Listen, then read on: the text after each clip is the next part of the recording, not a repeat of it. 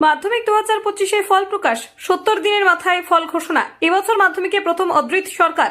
আজ পরীক্ষার 70 দিনের মাথায় পশ্চিমবঙ্গ মধ্যশিক্ষা পর্ষদ মাধ্যমিক পরীক্ষার ফল প্রকাশ করল। ফল ঘোষণা করলেন মধ্যশিক্ষা পর্ষদের সভাপতি শ্রী রামানুজ গঙ্গোপাধ্যায়। সকাল 9:45 থেকে পর্ষদের অফিসিয়াল ওয়েবসাইটে ফলাফল দেখা যাবে। এবছর মাধ্যমিকে প্রথম স্থান অধিকার করেছে রায়গঞ্জের অদ্বৈত সরকার। তার প্রাপ্ত নম্বর 696। দ্বিতীয় স্থানে যুগ্মভাবে রয়েছেন দুজন, অনুভব বিশ্বাস ও সৌম্য পাল। তাদের প্রাপ্ত নম্বর 694।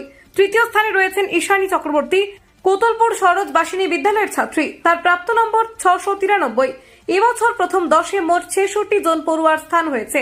চলতি বছরে মাধ্যমিক পরীক্ষা দিয়েছে মোট 9,69,425 জন ছাত্রছাত্রী। এই সংখ্যাটি গত বছরের তুলনায় 62,000 বেশি।